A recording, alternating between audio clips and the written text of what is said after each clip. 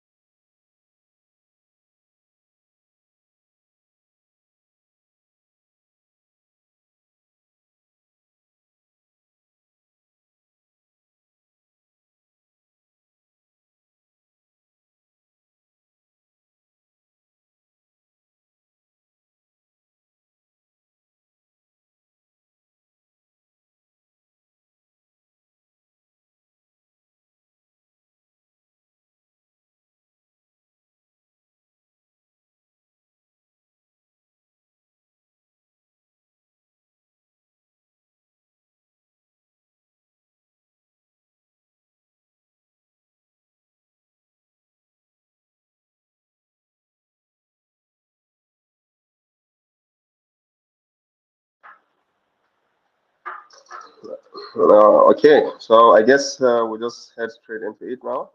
Um, so, good day once again. It's a pleasure to be here. Today we are going to um, have a conversation with our guests on empowering youth for a just and inclusive energy transition. As mentioned earlier, my name is Ahmed Idris, and I'm a coordinator with the Energy Working Group, UNGO. So today's topic, once again, is empowering youth for a just and inclusive energy transition. I'll just give a quick background. I'm going to give a quick background about today's training, and then after we're going to do a quick citation of our guest speaker, and we'll do a quick answer. After that, we'll also take uh, questions from the audience, and then we'll call it. So the transition to clean and renewable energy is not only a climate imperative, but also an issue of justice. While discussions about energy systems often focus on technology and infrastructure, the social dimensions of who benefits, who decides, and who is left behind remain critical. Young people, especially those from underrepresented communities and those most affected by climate change, barriers to participation in energy decision making, despite being among the most affected and most active in driving change. So from hashtag to grid and title like youth leading a just transition, uh, these are initiative highlights the role of young people in shaping an inclusive and just energy future. From digital activism to grassroots organizing and policy engagement, young people are transforming the energy system with bold ideas and community-driven action. So today's session aims to highlight these efforts, build capacity, and empower young people to lead the fight for a fair and inclusive global energy transition. So during this webinar, or by this webinar, we aim to create a dynamic, multi-perspective conversation that bridges theory and grassroots action. So without further ado, I'm going to read a quick citation about our speaker. Mr. Josh Oxby. I hope I pronounced that correctly. Mr. Josh is a government advisor. He is also he advised governments, international agencies, and development institutions on delivering energy transitions that are just, inclusive, and built for the future of work. His work spans artificial intelligence for energy access, green skills and workforce transition, and multilateral participatory energy governance. He has helped shape global thinking through contributions to leading organizations like UNDP, UNECE, UNFCCC, the IEA, Cape Government, and the Scottish Government. As the lead energy researcher, as the lead energy research advisor to UK Parliament, he briefs members and peers on energy security, artificial intelligence, and demand-side strategy, translating complexity into actionable insight to scrutinize and shape energy strategies globally. At UNDP, he currently leads Global Youth Engagement for Sustainable Energy Hub and contributes to innovation-focused programming at the intersection of artificial intelligence and energy systems. He also serves as global focal point for the SDG7 Youth Constituency and sits on the UN SDG7 Technical Advisory Group, shaping multilateral energy policy with a focus on equity and intergenerational inclusion. It's a pleasure to have you here among us today, Mr. Josh. Can you hear me? Crystal clear. Thank you for that, and quite the glowing introduction to be given. So I really appreciate the space, and for fellow colleagues here at Youngo to be having this crucial discussion. I think it's really important, especially in the run-up to COP.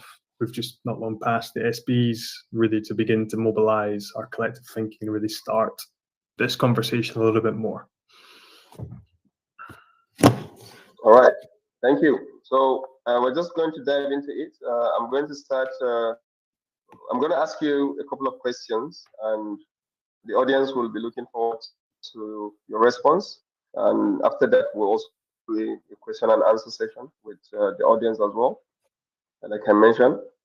So the first question I have for you, Mr. Josh, is what are the biggest gaps in the current energy policies that hinders youth participation or a just transition?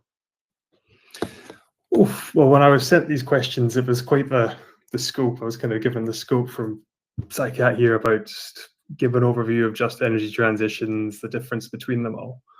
But I think when I was reflecting on this, before we delve into the actual depths of the difference between a just transition and a just energy transition, a people-centered transition, we really need to focus in a little bit on. I think there's a bit of feedback somewhere.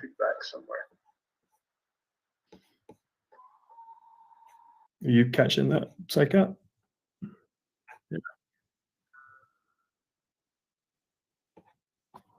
Yeah, perfect. That sounds, I think that's it. Yeah, perfect.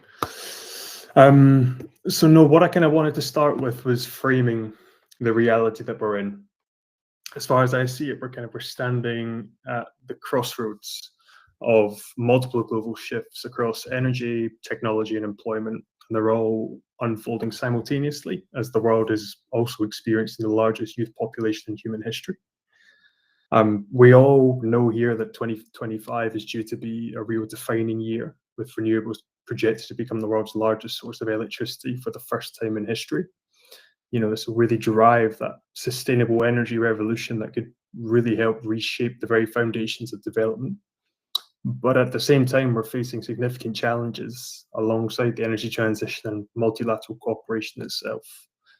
We've already witnessed this year alone record-breaking temperatures, driving up cooling demands and triggering devastating wildfires across every corner of the globe. Load shedding and blackouts have really become more entrenched, and underpinning it all is a deep disparity in the distribution of clean energy investments.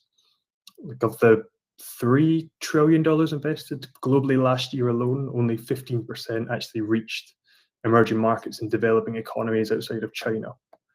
So to me, this is really more than a turning point. It's a test of our collective ability to build systems that are fair, inclusive, and fundamentally shaped by the very people who, let's be honest, will live the longest with the consequences of today's decisions. It's us, the youth. So very often, sort of when we're dealing with energy policy, it's treated more as a technical and infrastructure issue, kind of managed by experts behind closed doors. But fundamentally, energy is about power, about who has it, about who lacks it, and who gets to shape the future. Youth voices, as I'm sure we all know, are largely still absent in the design of energy systems, not due to the lack of passion or capability, but because of systemic inclusion that we're seeing from decision-making, financing, implementation. We really struggle to find that space to have our voices heard and to be meaningfully reflected.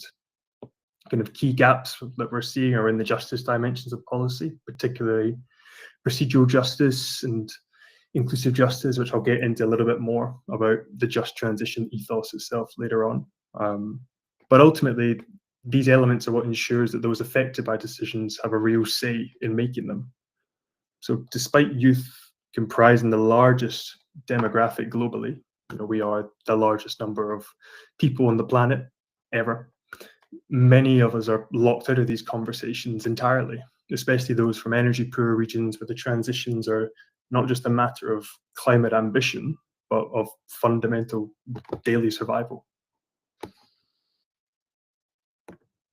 That's a brilliant response, Mr. Josh, and I appreciate the fact that you personally relate to some of these issues that you've mentioned. So that prompts the next question. Can you share a moment when you realized that youth voices could truly shift energy policies or decisions? Is there such a moment in your journey? As I've gone through this, I've been in the youth sphere now for the best part of 5-10 years going on. It's been a while.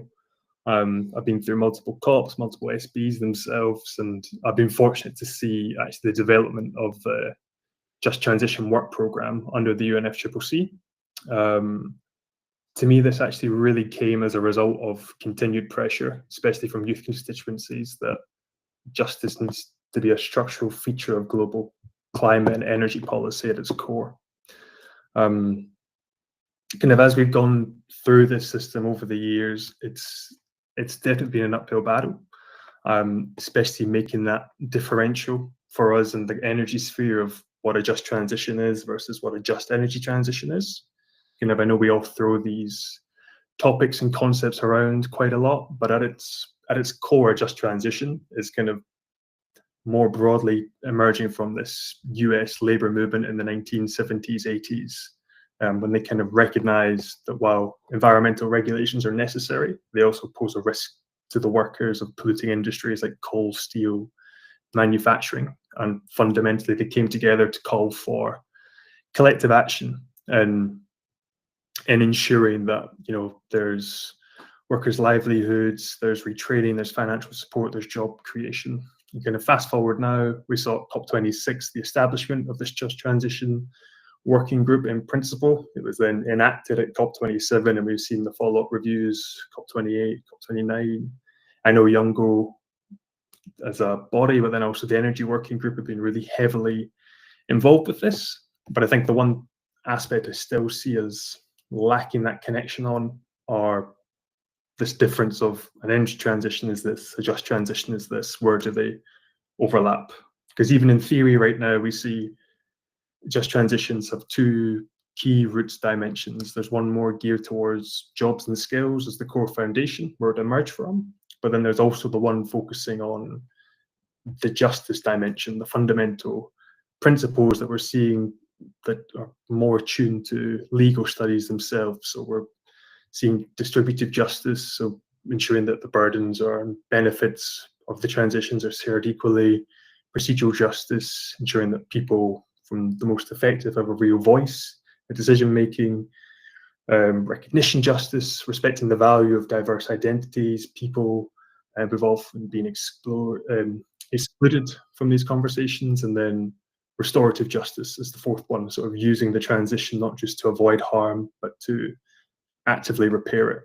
So again, this is a real theoretical debate happening, but we can kind of understand energy, and this is where the youth have really come into play, in my experience over the years when we were starting this, as the key drivers behind making this interlinkage of what it means for a just transition itself.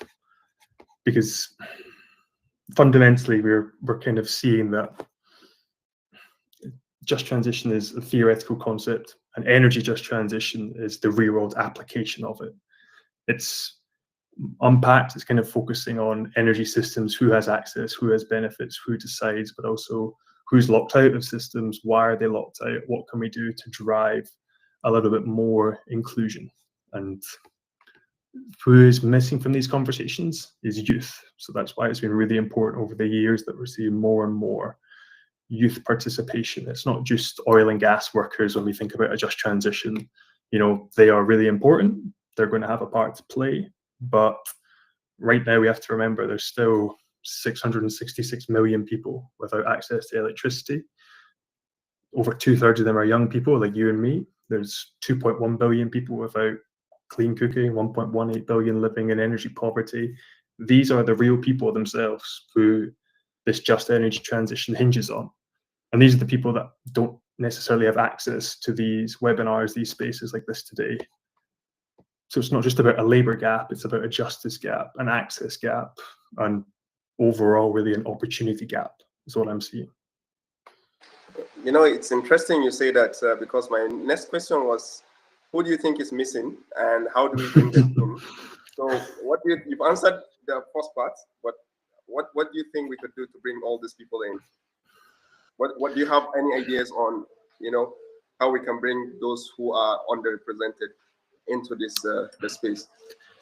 And absolutely, I mean, the one thing that we've seen, and we wouldn't be having this conversation today if what we were doing was actually working.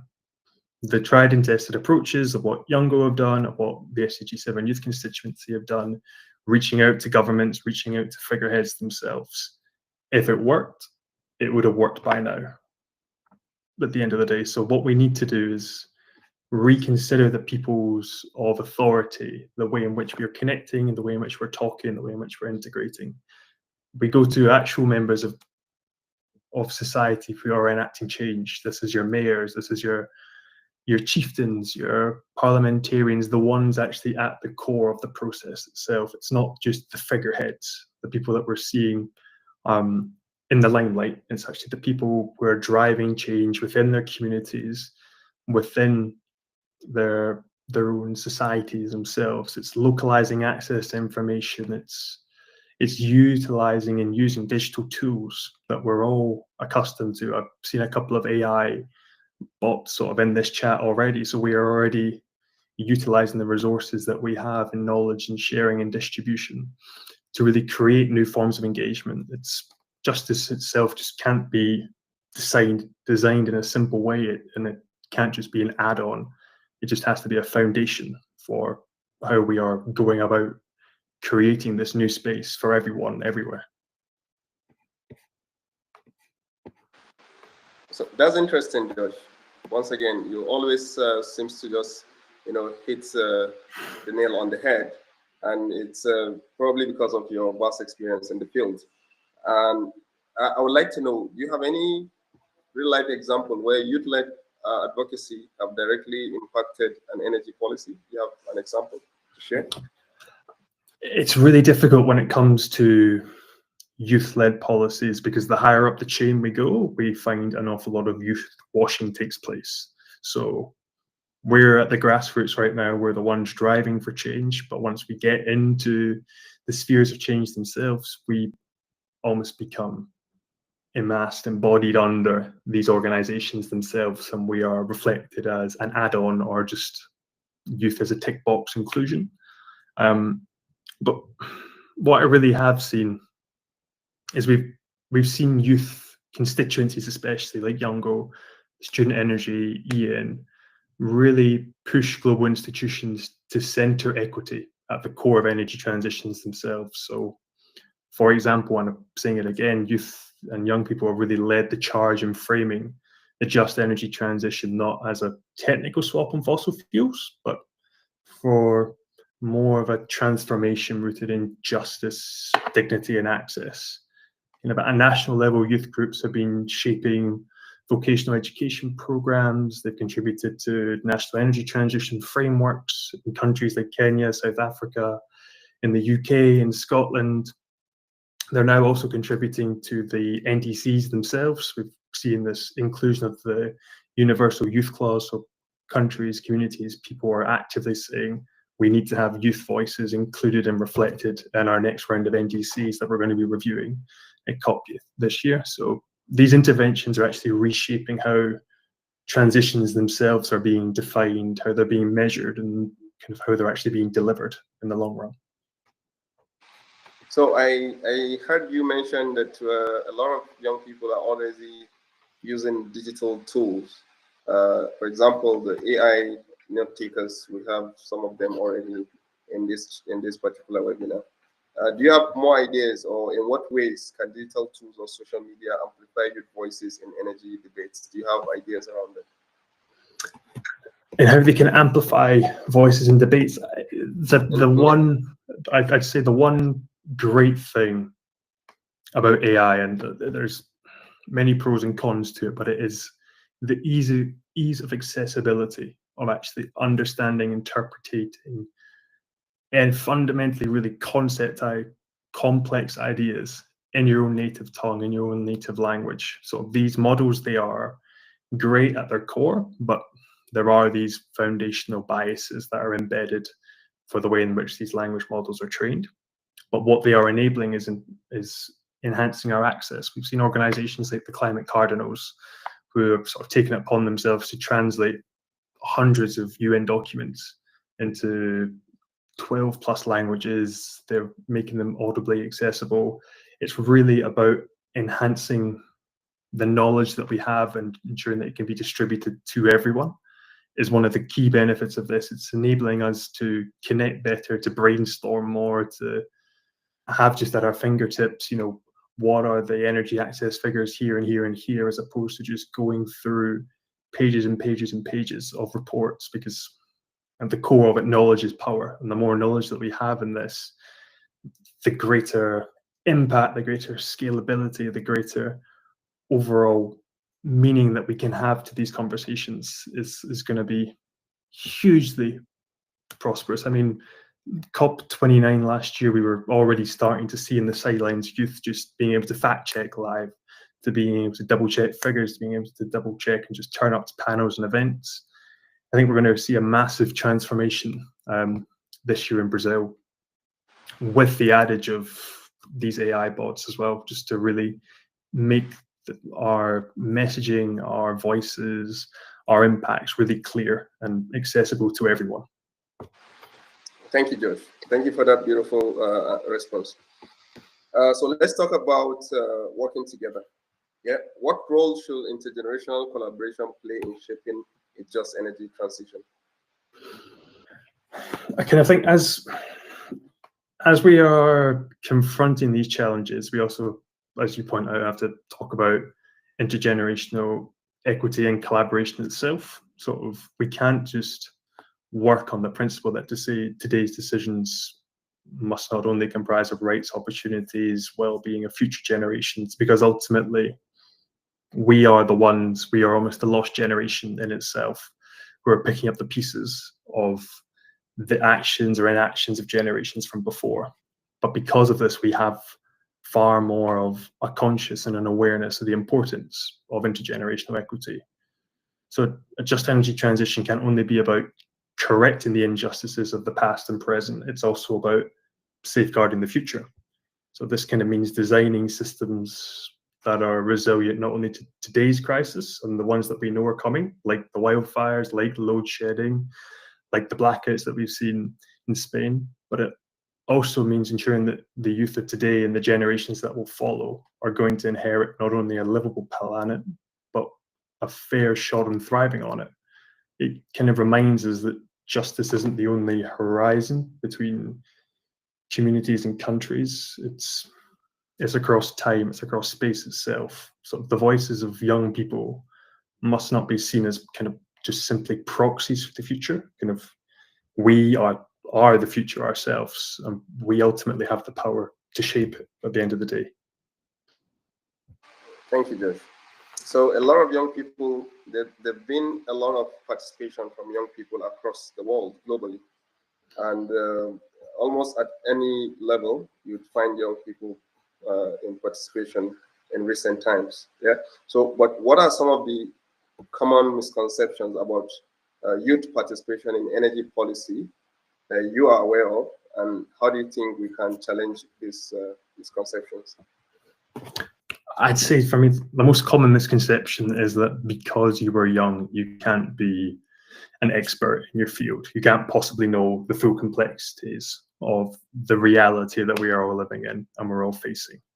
So we're already seeing young people are innovating in solar, clean cooking, digital planning tools, and more. The main challenge is fundamentally in the scaling of that innovation and securing the support that we need to lead, because of that misconception that we are youth, therefore we can't possibly have a full understanding of the complexities of the world itself. A lot of the innovations themselves are coming from young people. They are grounded in their own lived realities and own experiences of inaccess, of energy injustice, of procedural injustice. So they themselves are actually perhaps the most well informed of what is needed for their community, for their people, the place that they are operating in. Kind of whether it's a lack of finance, of access, or decision-making powers, these are barriers we can only overcome by designing systems that equip us, not only just consult us, as real, meaningful leaders of change in the space.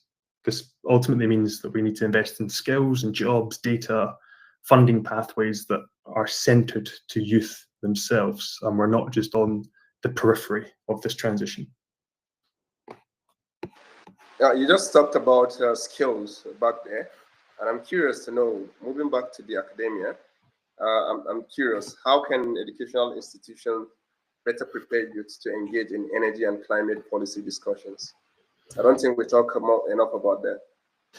I think you're spot on, and the one thing we also don't really talk about when it comes to these conversations is the decoupling of jobs and occupations from skills themselves. We kind of bundle them together when we're having these debates, and I was speaking on another webinar the other day about this, and even there it was a skills-based webinar, but we were still reflecting on there's a job as a software engineer, there's this. We weren't getting to the root of skills themselves. So organizations are now starting to wake up and talk a little bit more about the importance of soft skills, of presenting, of engaging, of networking, all of this, the real important foundation that we as youth, as connectors, as innovators, sort of really hold in high esteem and have really honed our craft in becoming experts in.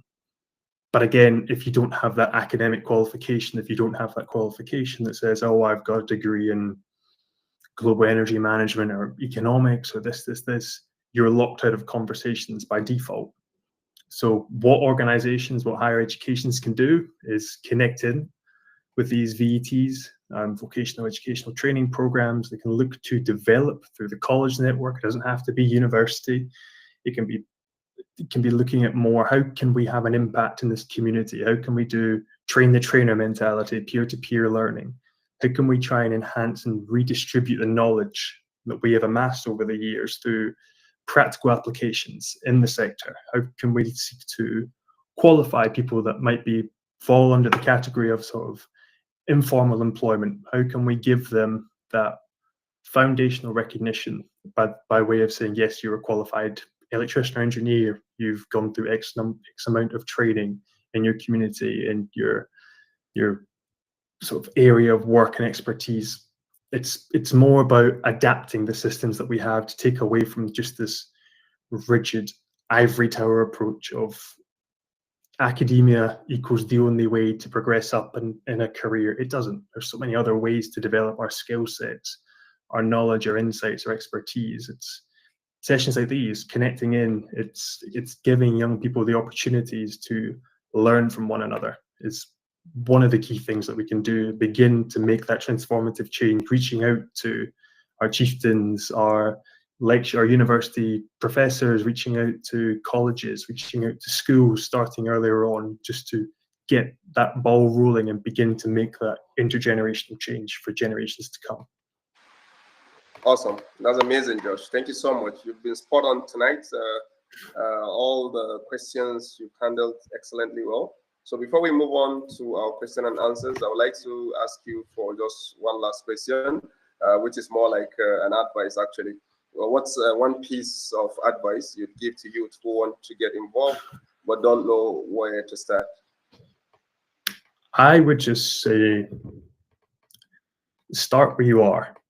Take stock of what's around you, who's there, what organizations are already in place, because ultimately the energy transition isn't just happening at the level of the UN or at national parliaments or sort of government levels. It's happening in your community, it's happening in your schools, and ultimately it's happening on your grid itself. The future of energy isn't going to be built by accident. It's going to be built by people themselves, people in communities who understand the demands and needs of communities as a whole. And we as young people are actually already doing it. We're designing, we're disrupting, we're dreaming, and we're delivering.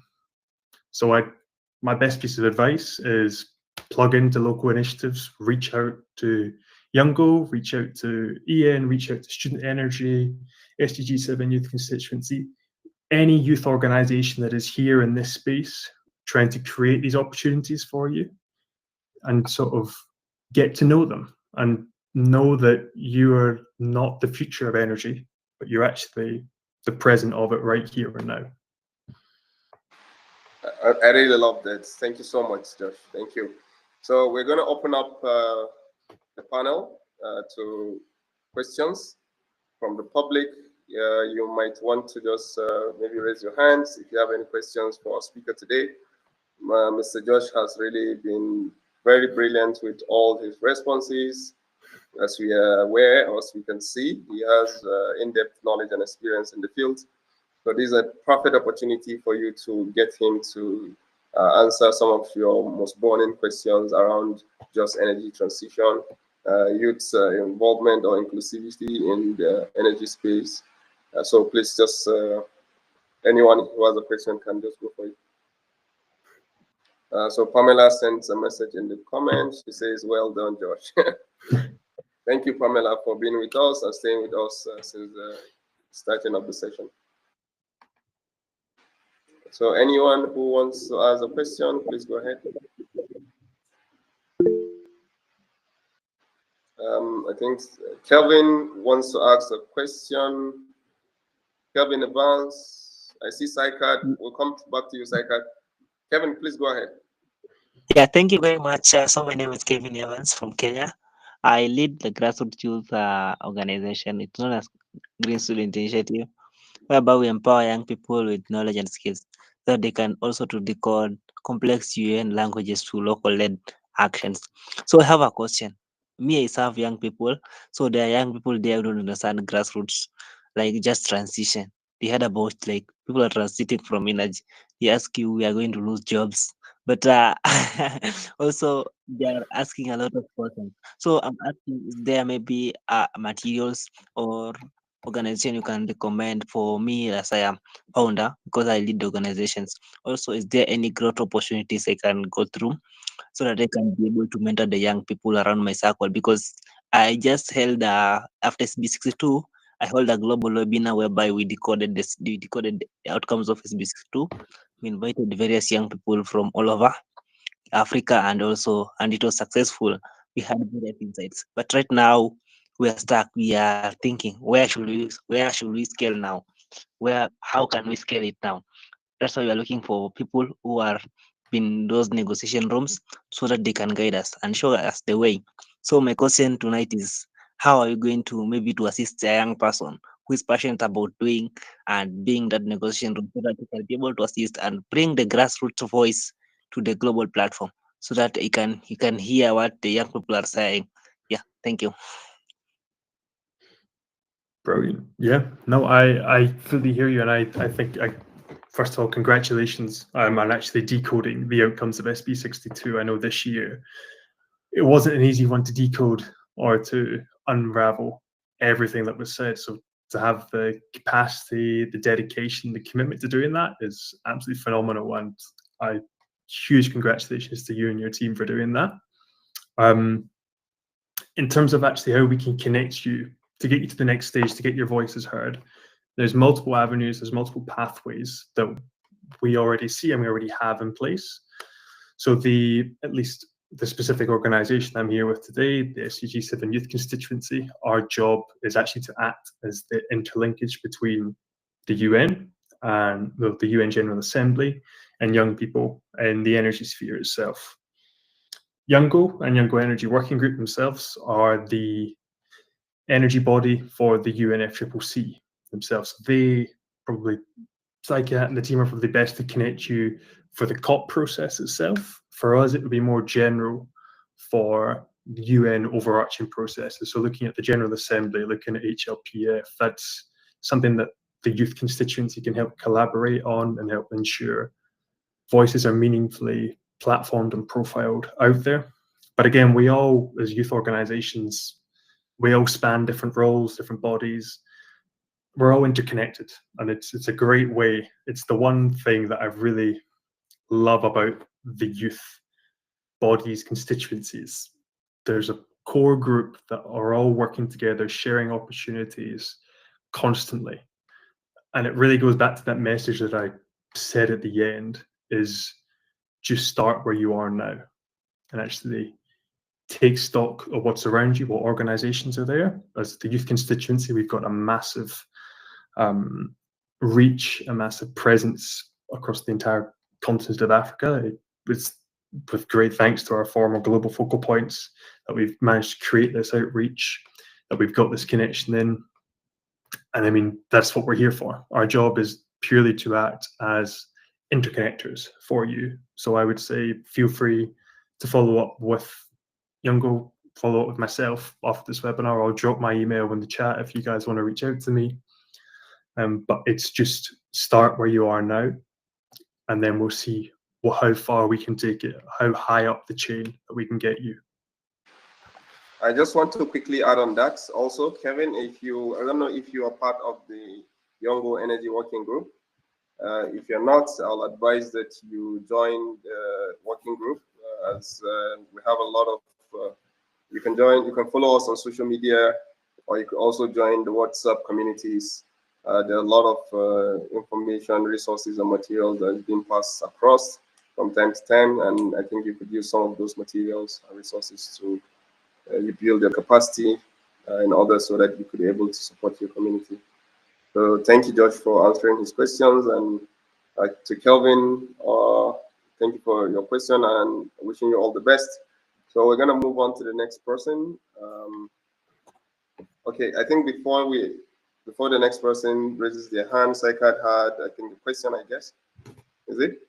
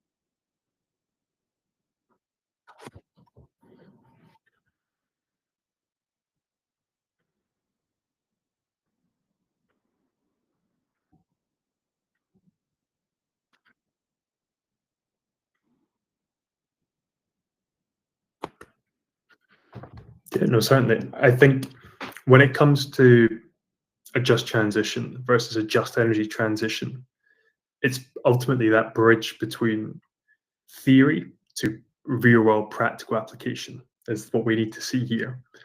And this is the one thing that time and time again we see people tripping up over is actually what is a just energy transition at its core. You know, I spoke earlier about what the theoretical concept is, these two debates of the work stream for workers, jobs, scale split, and also procedural justice, distributive justice, recognition justice. The just energy transition itself, to ultimately understand how the work stream works, you just have to get your head around how this transition actually exists in the real world, because it's just a part of the overarching concept of a just transition. It's kind of, as I said, it's focusing specifically on energy systems. So it's having a grasp on what the reality of the energy systems are, who has access, who benefits, and who decides. So while I would argue at its core, it can be understood as how we move from fossil fuels to clean energy in a way that's people-centered, inclusive, and equitable. This is still actually really highly debated and sort of really tread carefully territory at the UNFCCC level, because language and the way in which we frame it, either phasing out, phasing down fossil fuels, it's still really debated right now. But the one point of broad engagement that we have and agreement across it all is that it's not just a shift in energy sources, it's a shift in who gets to participate, who gets to benefit from the transition. What's missing is actually the lived reality where people sort of through a just energy transition isn't just an ideal, but it's essential. So it's, as I said, it's not just about workers or people themselves, it's about the people who are excluded from them. It's about ensuring that we address gender disparity, ensuring that we address intergenerational oppression, issues that we are foreseeing and overcoming. It's ensuring that those people without electricity access have means to electricity access and have a way of getting access, not only for them, but for generations to come. So we're seeing the energy sector is projected to have it's over 170 million new jobs in the next decade alone. But 67% of young people globally currently lack the digital skills needed to access those opportunities. So it's how we apply these issues to the energy sector itself. It's not a labor market gap per se, it's a justice gap, it's an access gap, it's an opportunities gap. And I mean, especially in Africa. So if we're thinking about more the reality of the situation we're in, so by 2035, there's going to be more young people entering the workforce in Africa than the rest of the world combined. And if we don't start to invest now in education, infrastructure, employment pathways as well, what's currently the continent's greatest asset could become a real generational crisis of exclusion at the end of the day.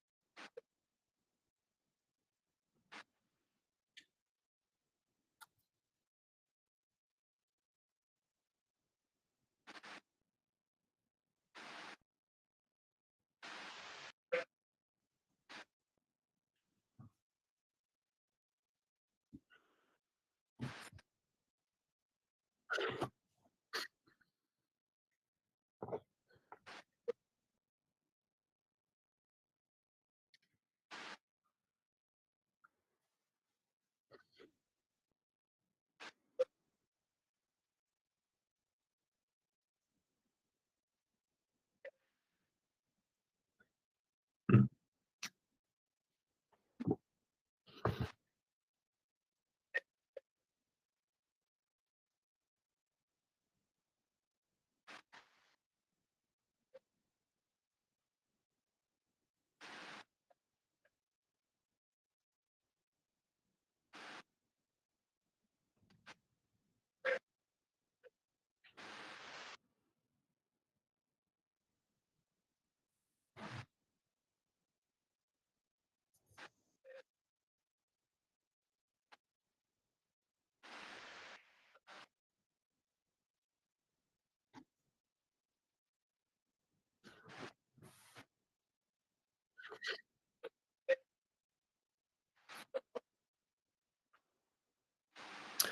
If I could tell you what the green skills were, I would be a very, very, very rich man right now.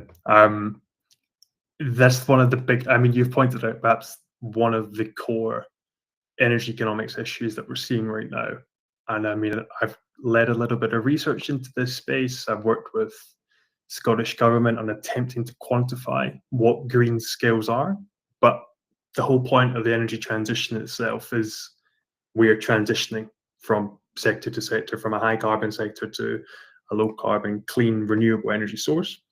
There are going to be these moments of overlap and overlay where you will get someone one day could be, example, in Scotland and the UK, you could be deployed to the North Sea to be an oil rig technician. The following day, you could be deployed to be working on an offshore wind farm. Exactly. And you, yeah, and technically, the core job that you have hasn't changed. You're still a technical engineer across these platforms, but one day you are working in sort of a high carbon job, the next day you're working in a green job. So it's a real issue right now about how we attempt to decouple and how we mitigate double counting, because that's the core issue of what I think you're getting at right now. And yes, there are these trainings, these certifications. We are seeing, at least example in the University of Manchester, they do have a certain degree path. That means by the time you graduate, you've graduated with special recognition in sustainable development.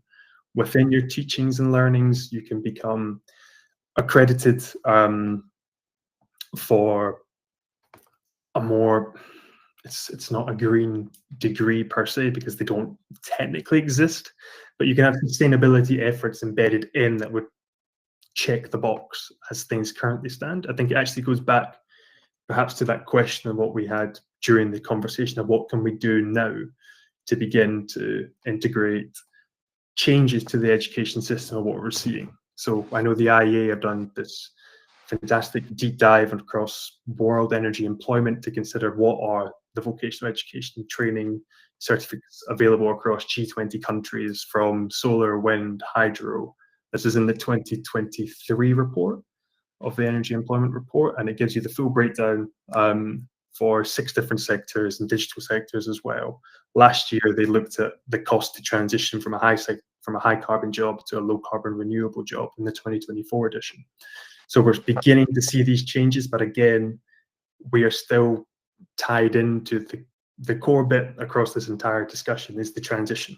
So there is going to be that moment in between, at least within our generation, hopefully not in the following generation, the one to come, where we can safely say this is a green job, a green skill. We won't even be calling it that because it will become the norm itself. So that's kind of what I'm seeing. All right, thank you, Josh, for that question, for the way you answered that question. So we have Panan Henry who has a question, but also we have one question in the comment. So I'm going to let Panan, ask their question, and then I'm going to read out the one in the comment section. Panan, can you go ahead, please? Unmute yourself. All right. Thank you so much, Josh. Thank you, everyone. That is brilliant conversations, very interesting.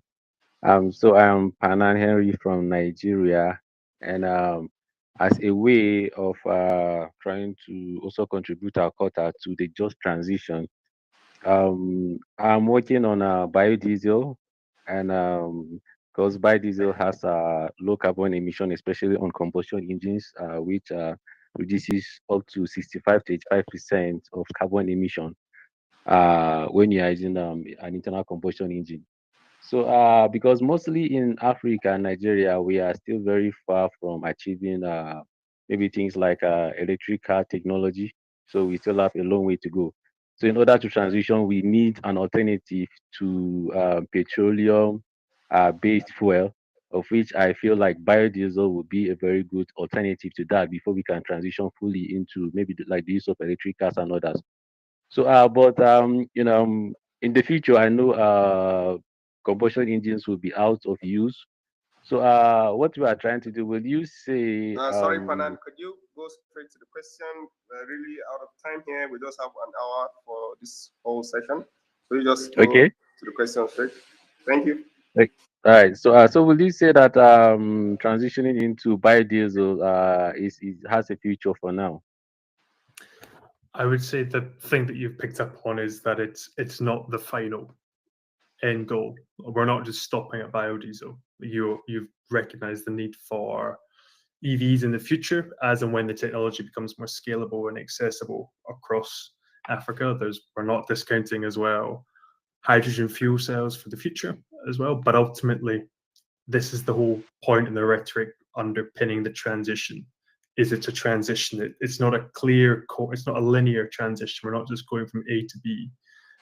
There are justifications and reasons in communities, contexts, realities to have these stepping stone technologies. Ultimately, we're beginning to mitigate and offset the harmful outputs we're seeing from ICE vehicles through having these biodiesel, by having these sort of hybrid models that still combine some form of combustion to get us to that end goal of EVs. So I think right time, right place, right community, but again, it has to be grounded in the reality that people are in at the end of the day. All right. I hope that answers your question, Fanan. Thank you, Josh, once again. So I'm going to quickly just read out the questions in the comment section. So this is from Pamela Noah. She says, hi, I'm shy to speak. I don't know why, but I want to ask a question for help, actually. So I started an initiative last year to be able to carry out environmental projects. That was after I got the opportunity to attend COP28. And so far, we have 2 projects done on environmental education, one in a school and the other in an orphanage home. And this coming September, I'm hoping to have another one happen. But one of my issues is having funding, because I really want to do more. So is there anybody I can reach out to that can help? I'll appreciate. Thank you. I don't know if you got the question, George, but I think it's okay. Yeah, no, I got it. So in terms of funding access, so every year or two, the key one I can think of, purely because we're involved at UNDP, is the Youth for Climate Call for Solutions. They've actually just finished this year's call and intake. But ultimately, that's a process where you can apply if you've got a proven initiative or you're doing good for the community itself, be it for education, be it for technology advancement. You can apply for seed funding to help scale up your solutions. There are an awful lot of these initiatives and funds available. I would say in the first instance is to reach out and connect with the youth constituencies that are out there, because we're the organizations that kind of have these arm's reach engagements and partnerships already pre-established to help you get the funding that you need to take your project, your initiative to the next level. And that's why we're here, to help support at the end of the day. So certainly feel free to reach out to us after the webinar and we can put you in touch. All right. Thank you, Josh. That was brilliant. I don't know if we have any more questions, but we're already okay. Pamela sends, she says thank you in the comment section. So do we have any more questions? Although we have barely a few minutes left for us to round up. So I'm trying to pull up Mr. Josh's social media. Okay, I think I was able to do that. So I'm going to drop Josh's LinkedIn, so you might want to follow him. Also, he has just dropped his email as well if you want to reach out. I just shared his LinkedIn profile as well. So please, if you want to reach out to Josh, you want to catch up with him and his updates and the work he does as an SDG 7 focal point, global focal point, you could just follow his LinkedIn page or send him an email. Once again, Josh, it's a pleasure to be here. We at the Younger Energy Working Group are so happy that you honored our invitation, and thank you for sharing your wealth of experience and knowledge with us today. It means a lot for the future of energy transition and for the world at large. So without any further ado, I think we are up. Our time is almost up. So there isn't any comment, any other thing, I would just want to say, okay, Saikat want to probably close off the session. Saikat, please go ahead.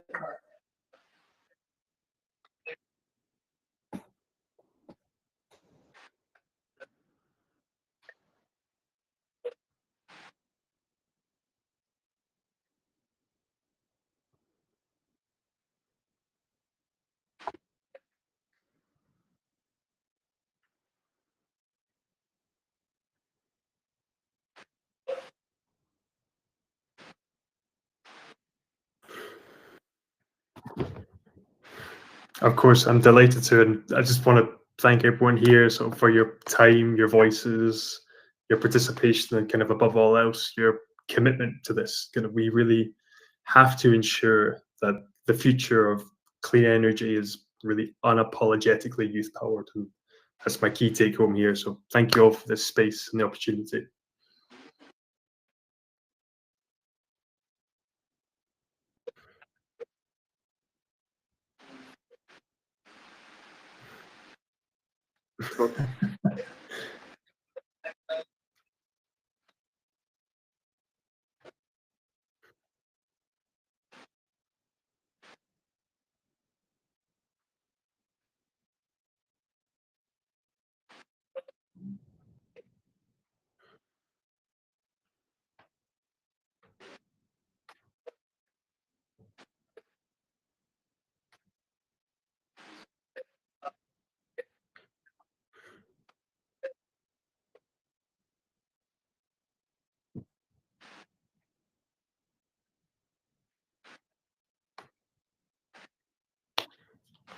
All right.